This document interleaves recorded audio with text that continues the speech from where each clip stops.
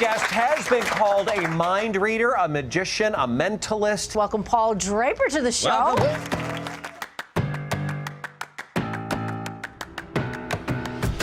I'm Paul Draper, anthropologist, mentalist, and corporate speaker. This is a creature that lives on the water. This is a duck. I understand what it is that motivates us, why we make the choices we make. Yours is Beauty and the Beast? Yes! Yours is the Gingerbread Man? How did you know that? I feel like you're like reading my mind. All the time. I use this knowledge to create an engaging and interactive experience where your audience becomes the star of the show. I'll show them how to use their minds in ways they've never imagined. Hello, my magic and mentalism friends in India. My name is Paul Draper. I'm calling in from the United States, where I perform at Disneyland and Las Vegas and off-Broadway and all over the world. I'll be joining with magician and mentalist Barrett on his magic and mentalism channel, Mallugic. So please watch me there. See you soon.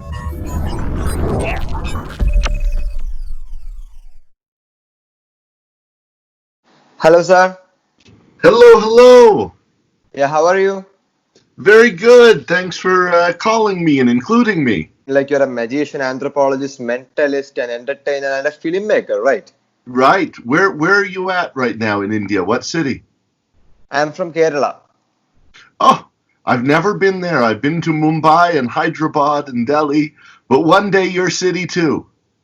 Yeah, sure. If you're coming, just let me know. Yeah. So anyway, with that said, can we start the session? Ready. Okay. So I used to watch many mentalist performance on TV channels and YouTube and all. And some people are entertaining and charming, and some are very serious and in a creepy way. Yeah. Right. But when I used to watch your performance, it's kind of completely different. I mean, you don't do it in serious way, Instead, you do it in a funny, entertaining, and that kind of way. So, who is your inspiration in mentalism, and how you actually evolved yourself to get into this kind of presentation? Yeah, great question. So this is a question about character development.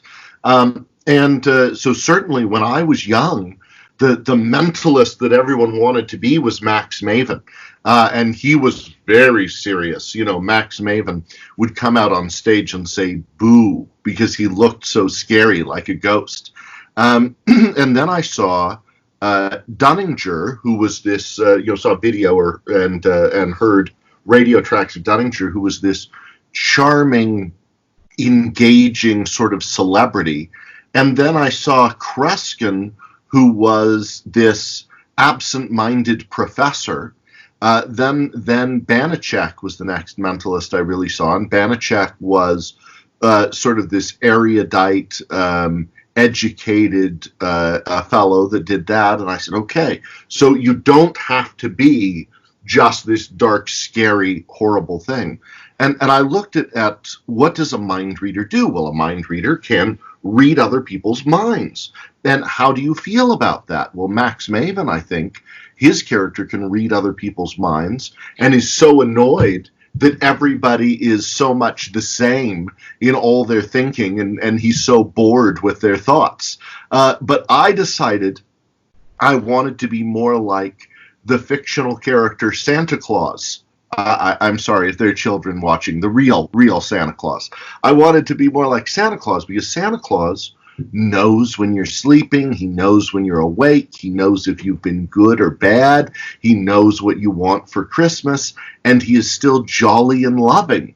And so I thought, okay, that's better for me, is to be somebody who can read people's minds and still loves them. So that was really the start for me. And then I wanted to incorporate my other interests and passions, that I was a professor of anthropology, that I was a musical theater actor, that I do like magic tricks. I wanted to roll that all in together. Then I was talking with Paul Daniels, the famous magician from England who had his own television series for years, and I asked him, how do you feel about mixing magic and mentalism in a show? And his answer was, do whatever the audience likes. if the audience likes it, do that. And so my feeling very much is that I am a magical person with great knowledge and background who is coming to entertain, instruct, and engage and inspire through whatever means possible. So I roll all of these pieces into the performance. Wow, I mean that's amazing. I mean, it's so rare to see a performer who includes both magic and mentalism, because nowadays some performers they only do magic, or maybe they only do mentalism. But you're kind of mixing both these art forms together. I mean, that's really amazing to hear. But if you look back historically, I mean, Dunninger performed the linking rings. Al Karan performed the linking finger rings. The amazing Kreskin performed the ambitious card in his show. So this idea that you shouldn't mix magic and mentalism, that seems to be true of everyone except for famous, successful performers. So Darren Brown used to be a magician. I mean, it's all, I think it's all fine. Oh, yeah. Yeah, correct. That's correct. I mean, yeah, talking about that, I mean, talking about anthropologist, how did you basically come into mentalism? Because you studied anthropology and about human behavior and all, then you got interested into mentalism, or you got interested into mentalism, then you opted anthropology for study. Good question. That's a good question. So I went to the university originally to study musical theater. I wanted to be an actor and a singer. After a while, I didn't come from a wealthy family, so I needed scholarship money. I needed the money from the university to be able to continue to go to university. I had always loved magic. I had always loved performance since I was 8 years old. Certainly one of my first books on mentalism was my uncle purchased it from me at Disneyland, at the magic shop at Disneyland in Anaheim, and it was the Carl Fulvis Self-Working Mental Magic. And I had that when I was quite young. One of my first professional books on magic when I was 16 was Corinda's 13 Steps to Mentalism, sold to me in a magic shop in Vegas by a guy by the name of Gil Martinez, who's still there in Vegas, is still in Vegas. And so I had a passion for this, but it was the scholarship money in the anthropology department and my love for a class called Magic, Shamanism, and Religion that took me in that direction. And then in graduate school, I studied rhetoric, political rhetoric, and how politicians speak and religious leaders speak and cult leaders speak and gang members entice people into gangs and that. So that became my focus. Then I was teaching at the university, but I still liked performing. Let me shut that off. But I still liked performing magic and mentalism, even though I was teaching full time. But I started to incorporate some of the study of human universals and some of the study of lie detection and some of the study of what are core beliefs in human beings, and that allowed me to do more cold reading and hot reading and all of those pieces, and that became interwoven into this until it became a show, a lecture first and then a show. Wow. I mean, the main benefit for you is that you know really too much about human behavior. I mean, there are nowadays kids out there who just buy some mentalism effects from the market, and then they start doing it, and then they claim that I'm doing it with body language and micro expressions and psychology. But I mean, it doesn't make any sense. The people who know too much about micro expressions or body language, if they ask that person what they will say, but you're the man. I mean, you know everything about this field, so that really helps you in the mentalism acts, I guess. Well, where it helps me is that there's a lot of this that I can do for real. And so where it helps me is that if I choose to use the magic trick to have a higher success rate, great. If somebody puts me on the spot and says you must do it for real, I often can. Not everything in my show, but much of it. So, for example, I on a television show on the Hallmark Channel, an international television show shot live. And there was a piece that I was going to do for their Halloween special. And they said, no, you don't need to do that. And if I was going to do the trick, I needed to prepare. But they didn't know that I was, not doing it for real. And so last minute, right at the end, the producer came up to me and said, okay, we've gathered 5 objects from 5 people in the audience, and you need to figure out which one belongs to which person. And we're starting in 5, 4, 3, 2. All right, we have one more piece of mind-reading amazement from the great Paul Draper. Paul, take it away. And so, luckily, on live television in front of millions of people, I was able to do it. And it's on YouTube. But there are times like that. Or I had a company one time bring out 5 guys on stage, and they said, your check is in one of these 5 envelopes. They set it up. They prepared it. They did not tell me this was going to happen. And I had to find where my check was on stage in front of 4,000 people for real. So it's, that stuff happens, and I succeeded. So there is great benefit to researching it and being able to do it for real. I mean, I really appreciate your guts and confidence for taking chances in this kind of situations. Because it's so hard to take chances, right? If something goes wrong, then it is going to be terrible, isn't it? Right. Well, but you have to think about everything that could possibly go wrong. I'm very fortunate that I have an uncle who he likes to go through with me on every effect, everything that could possibly go wrong. He loves to do that, and it gives me great power and strength to be able to roll with it and continue moving. Wow. Yeah, that's cool. So, talking about that, talking about mentalism, many mentalists have their own definition for mentalism, right? Their own thoughts about mentalism. So, if I ask you, what is mentalism to you? What are your thoughts about mentalism? What exactly is mentalism to you?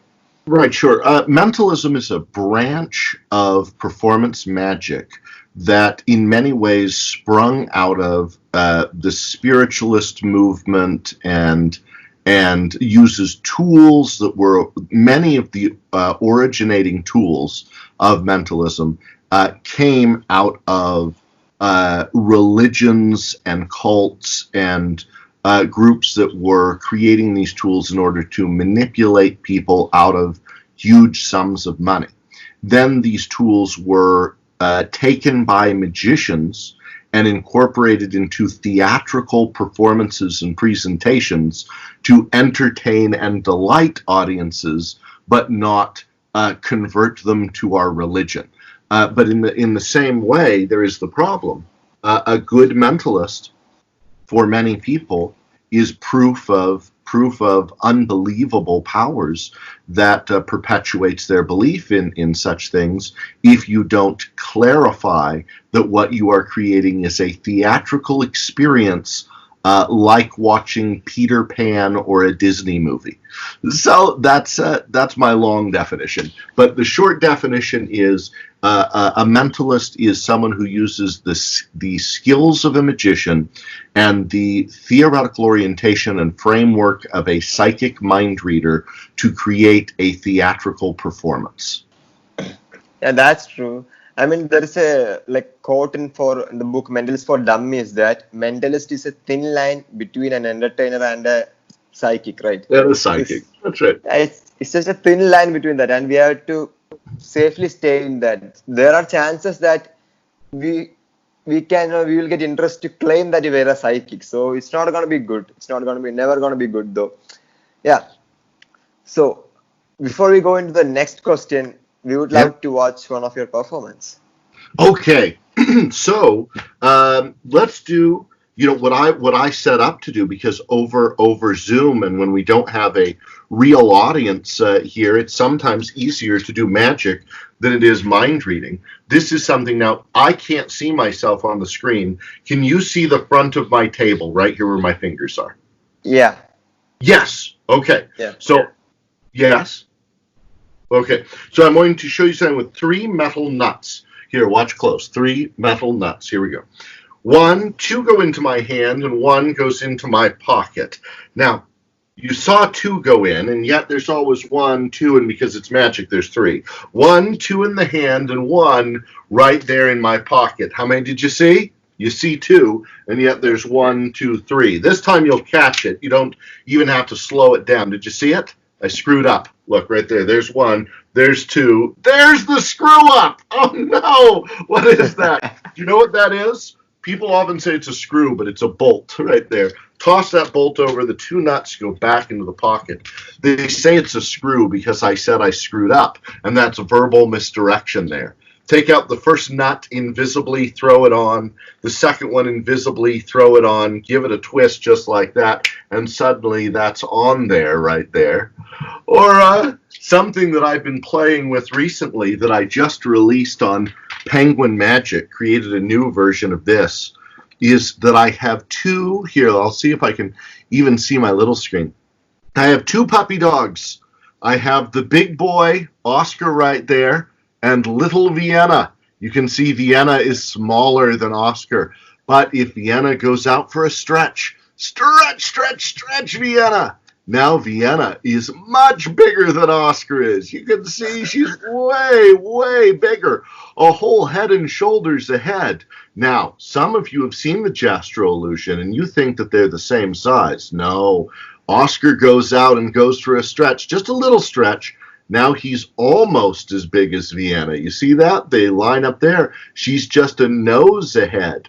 Or maybe she's just toes ahead right there. He goes out for another stretch. And now good old Oscar is bigger than Vienna again. And so I created this fun illusion that MCs can use. Or Well, people. I mean, this is a classic illusion, right? Right, a classic, but created the new version with the dogs and some other pieces. The mind reading looks a little different. You know, mind reading with cards is more like this. Here's a deck of playing cards, right? Name any card. Name any card. 10 of Hearts.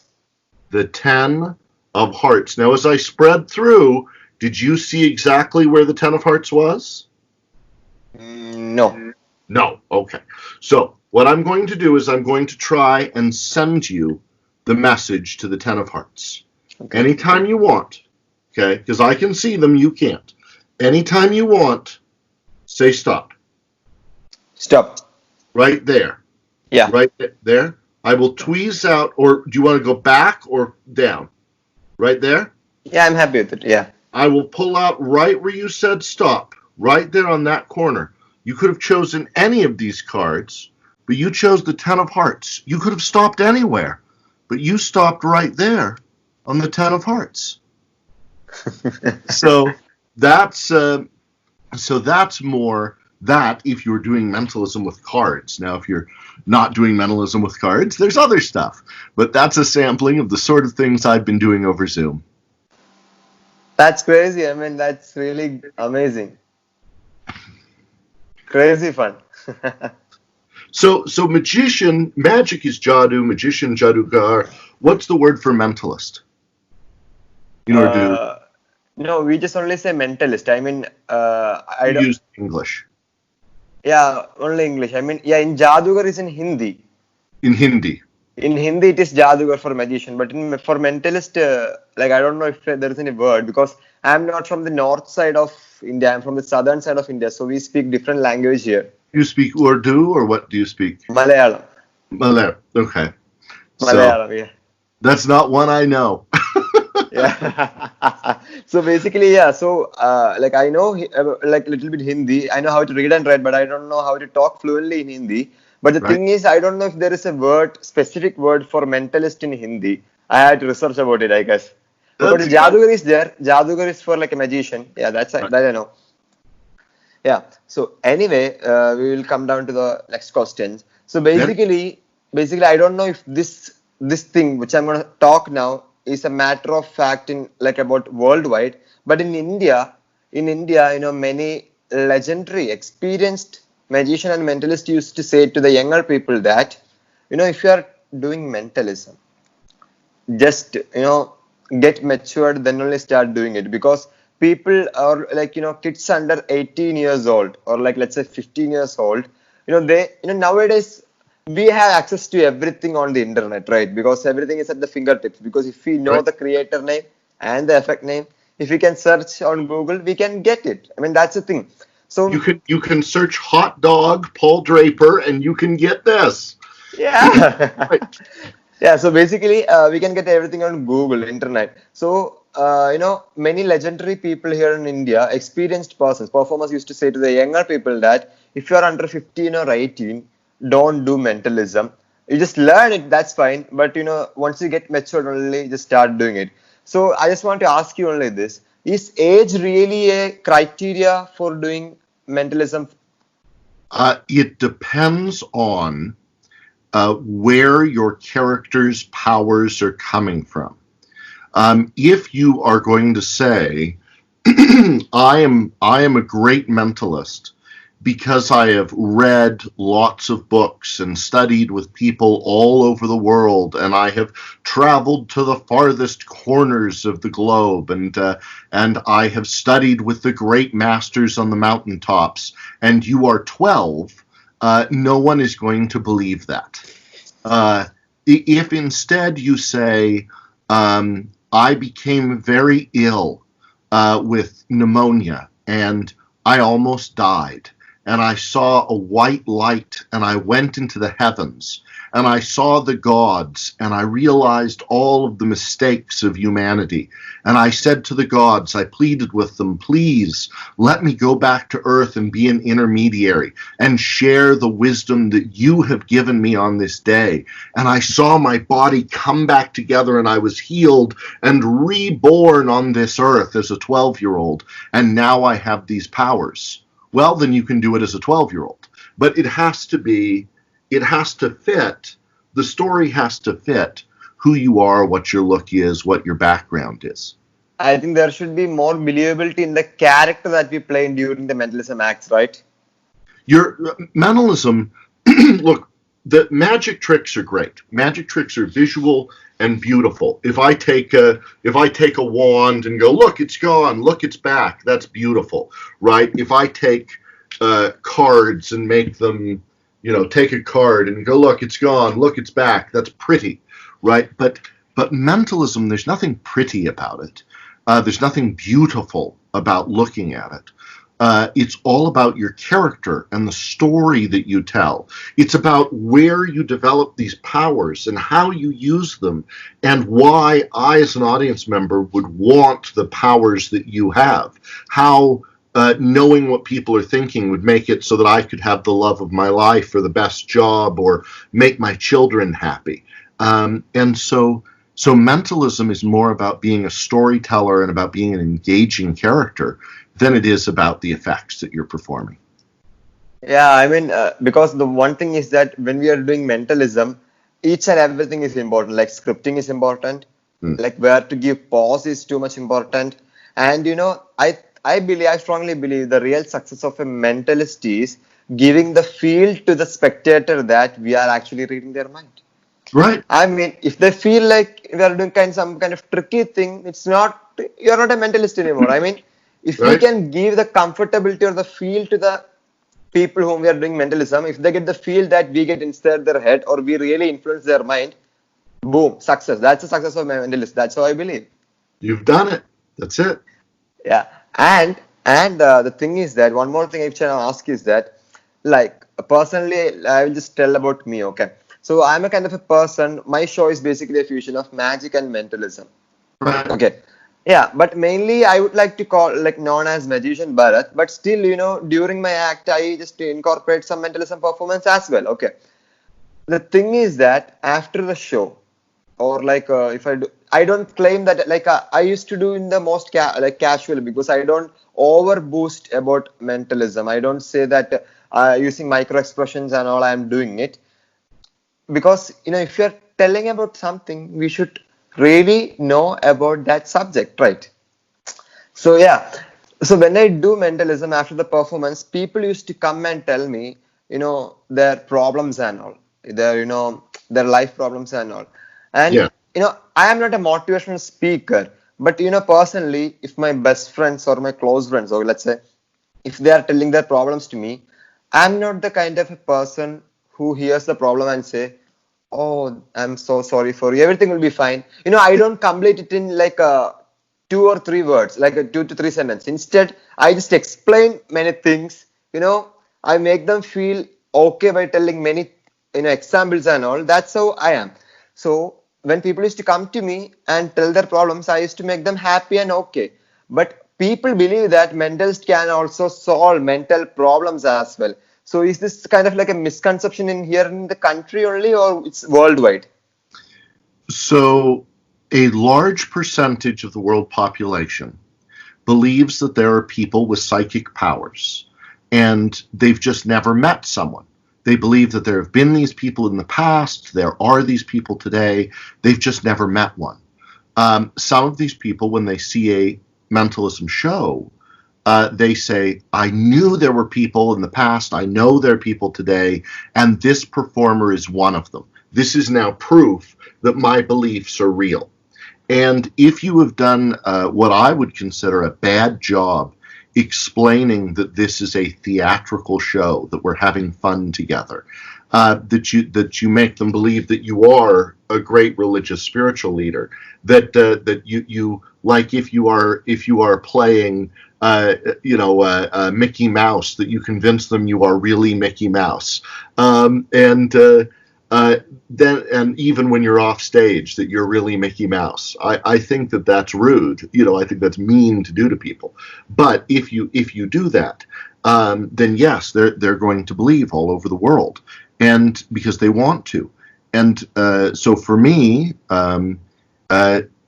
what I do, because they're not going to, once I'm off stage, if I've done a bad job on stage explaining that, when I'm off stage, I'm not going to be able to explain it to them.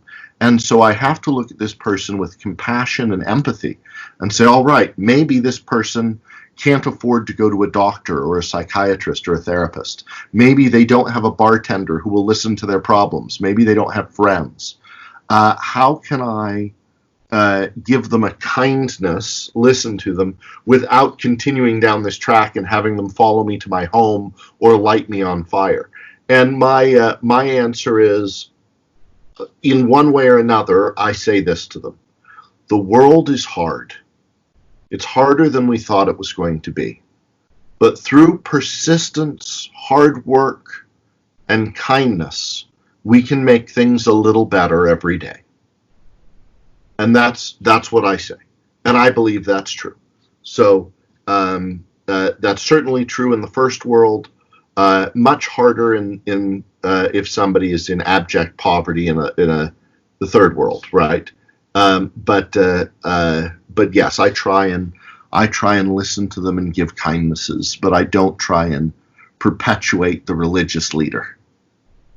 Yeah, because if you are going in that path, it is gonna be like things are gonna be worse. I mean, they will think that okay, we are a consultant, we do things like so. I mean, that's gonna be too hard, right? I like doing mentalism that can be performed for children. I mean, here's something that can be performed for children. I have a little treasure chest, like pirate treasure, and I've been working at Disneyland, doing magic shows at Disneyland. When Disneyland closed due to COVID-19, I was the last performer there. So all the guests that came to Disney that couldn't go into the park, they saw me. I was literally the magic of Disney. Now, I took 7 pieces of treasure out of Pirates of the Caribbean because they were refurbishing it. I took 6 different ones and 1 matching one that's my favorite. I need you to be the mind reader. Here are the 6 perfect ones. In the time we've spent together, those are the 6. Which one is my favorite? Blue. Blue? You think of all of them that blue is the one that I'd choose? Down here you may have noticed there's a drawer. And that's where the 7th one is. Right there. And it's blue. You have an incredible mind. So, I mean, there's a piece of mentalism you can perform for children, and is nice and is charming and is not saying, and now follow me into this new religion. So, I really loved this effect. I mean, it's all about selecting the kind of effect that suits our personality, right? Yeah, and because maybe talk about my resume working at Disneyland, which is true. yeah. And how long have you been doing this? How many years of experience you're having till now? I started magic when I was 7 years old. I was performing at parties. High five. Yeah, I was performing at parties because I grew up in a place where there was some religious prejudice, and I was a religion that was not the majority. And so a lot of people in the majority religion wouldn't invite me to parties or talk to me. So I started doing magic shows so that I would be paid to perform at their parties. And then I left magic for theater and for debate and other things. And then I became a full-time mentalist when I was 30 years old. And so that's been my journey. I sort of was a student, and then I was a professor, then I was a theater actor, and then I was a mentalist. And it's been good. I've liked doing it. Yeah, you're spreading positivity and happiness around the world, right? That's how it should be. So, talking one little thing, it's like a personal question. If you didn't become like a mentalist or a magician, where do you see yourself? Oh, sure. I would have either been a musical theater actor singing in musicals, or I would have been a university professor teaching magic, shamanism, and religion, people and cultures of the world, a Native American history of cults and religion. I probably, I currently sit on the boards of several charities that deal with diversity and prejudice and inclusion, and I probably would be doing more of that. So I think that's, but I'm doing those things. I'm still doing those. Yesterday I had an hour-long voice lesson from a Broadway musical director who worked on Tony Award-winning musicals, Spring Awakening and Fun Home. Yesterday I spoke at an anthropology conference on applied anthropology and healthcare. So I'm still incorporating all of these things. It just would be different levels of where I would be spending more time. So how we are managing the time for everything? That's crazy. By sleeping 8 hours a day, eating 3 meals a day, meditating or praying a little bit every day, and then making time for everything else. But you have plenty of time to do incredible things if you take enough time to take care of yourself. That's actually the thing which you said is really correct. But if I'm saying something, it might be sounds funny because sleeping is very important for a person, right? But now when this all COVID came and we are under quarantine, I started featuring worldwide performers, big names in the magic and mentalism industry for our Indian magic and mentalism community, because we are going through hard time and every artist feels very much lazy, and also I want to inspire and make productive, make them feel productive. So the funniest thing is that whoever I'm featuring, there's a time difference in the foreign countries in India, right? So you're not sleeping. Yeah, I'm not sleeping because right now it's 1:45 a.m. in the morning. Yesterday, I had a meeting with Gregory Wilson, and we talked from 3:30 a.m. here in India to 5:30 a.m. in the morning, 2 hours. So if when I'm sleeping I will be sleeping a morning 8 o'clock or 9 o'clock after having breakfast. Then I would wake up at afternoon. I'm so sorry. No. I'm not telling that. I'm now used to this routine because before lockdown things were not like this. But I'm happy. I'm very much happy because lockdown. I should not have said this because lockdown, quarantine is too much hard for many people, everyone. People are not getting shows. every performance cannot evolve into this online magic or online mentalism show, right? Because some of them might not have the correct material for doing this kind of things. But I feel like, for me personally, now quarantine became like a blessing, because if this wouldn't have happened, I mean, I would never get like people like you, because you guys are super busy in the normal life. Now COVID came, we all are at home. That's why I think I'm getting people like you onto our channel.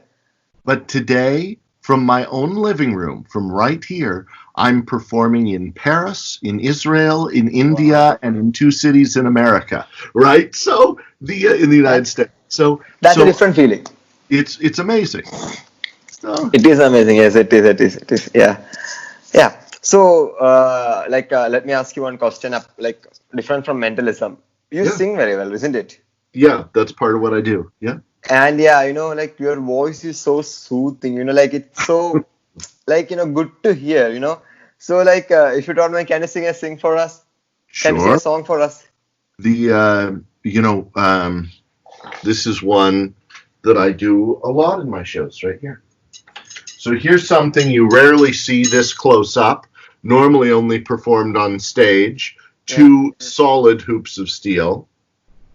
Come with me, and you'll be in a world of pure imagination.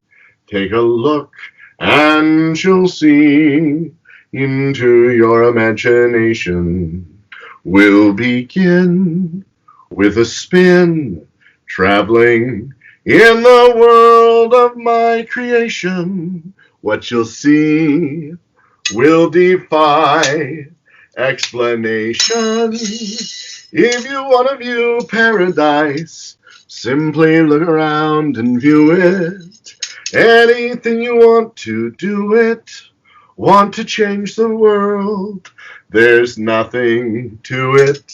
There is no life I know to compare with your imagination. Living there, you'll be free if you truly wish to be. Yay! Wow. I've never dropped it before in a show. Wow!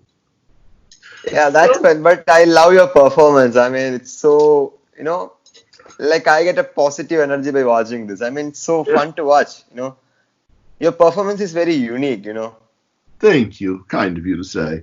Well, you're interviewing a lot of very unique, wonderful people. So. Yeah, thank you. But but probably time for you to get some sleep. No, that's fine. No issues. So let me come down to one last question, and then we can end up the session, right? Yeah. So, if there are many modern mentalists out there now, recently in our community, right? And who are contributing many things into the community as well. Yeah. So, who is your favorite mentalist in the modern mentalism right now? Yeah, it's a good question. I've been watching. Everybody has something different right now. Certainly the most successful mentalist right now in my circle would be Darren Brown in the UK. Right now, there's sure a big shift in the tattoo-covered, brooding mentalist, the Luke Germain and the Peter Turner and sort of that brooding, angry mentalist. I really miss the classic guys like Bob Cassidy or Jack Kent Tiller, or there used to be a group in Los Angeles called the Elders that had Bascom Jones and or the bizarrest like Brother Shadow or Eugene Berger. But in many ways, I'm spending more time performing than I am seeing what's going on in the current world in mentalism. There's some great guys out of England, quite like Kennedy, quite like in my home state of Utah is that Drew Backenstoss. Lots of wonderful performers. But what I've been doing over Zoom is more magic than mentalism. because it's harder to do straight mentalism over this medium. This medium is better for quick visual things in the same way that performing in a nightclub is. And so since the COVID shutdown, I've probably performed 300 magic shows, but I've only performed 8 or 10 mentalism shows. So that's the difference. But when we go back into the real world, I'll be doing mentalism shows again. Yeah, hoping to see your live shows again on the TV channels and all. So, Yeah. sorry for that. I just one more question just pops out in my mind. So Yeah. I just want to ask you. So, as an experienced person, when you watch, I know that by like what you said before, I came to know that you rarely watch other people's performance because you are more busy on your performance, working on new things and all. But still, when you're an experienced person, when you watch like the younger mentalist or the people who just started doing mentalism, you know that what kind of common mistake they make, right? Just by observing their performance. So, because if you say it now, because it might be a good advice for the mentalist out there. So, what is a Right. common mistake that you used to see in the people who just started doing mentalism? With a magician, there was a fellow by the name of Dr. Robert Parker, and he said you'll sometimes see magicians doing things with their hands, manipulations that could be painted in poetry. They're so beautiful. But their face has an expression of, please value me, right, while they're doing this beautiful magic. But you can still watch the magic because the magic is at least beautiful. Since mentalism isn't beautiful, the character and the personality better be interesting and engaging. And so my big takeaway to mentalists is, number one, I have to care about you as a person. If you don't perform any mentalism at all, if you never do the trick, if you just stand there for 30 minutes on stage being you, that better be somebody that I want to watch, is you being you, or you being your character. Second, if you never perform a trick, never perform anything at all, what you're saying, the jokes, the stories, the lessons, the things you're talking about, if I just heard an audio recording of your show, that should be engaging enough on its own that I would want to listen to the audio recording of your show. If it's not, you're doing it wrong. No mentalism effect, no purchased mentalism product performed here or looking down at the table and just seeing my hands is as interesting, engaging, or magical as the person. And it won't carry you. It'll carry you for 3-4 minutes, but not for a 90-minute show, not for a 2-hour show, not for a 75-minute show, not even for a 20-minute parlor act. And so I would say, clearly define your character. Be a person who other people are interested in, and tell stories and jokes and songs and give away knowledge and quotes and ideas that are as powerful as the tricks that you want to incorporate in your show, and then it will be worth watching. That's actually true. I mean, when you just said about purchasing effects, mentalism effects, one thing just randomly came into my mind is that, I think it's not just about the weapon. It's all about who and how they use it, right? Yeah, because for example, I feel like taking a knife, it can be like a good thing for a chef, but it can be a very, dangerous thing in the hands of a killer. Right. So basically, yeah, it's all about who use it and how they use it. So I think it's all about, if you buy an effect from the market, we have to incorporate that effect which suits our personality, our character that we play during the performance, theatrical aspect, right? What are your powers? Where did they come from? Why are you showing them to people? Why should they care? So yeah, that's it. It's that simple, yeah. So anyway, with that said, sir, thanks a lot for this wonderful time you had gave me. I really appreciate the time you had taken for me for this interview. Thank you so much. Send some Palak Paneer to Vegas for me. Be well. Thank you. Thank you so much. Yeah.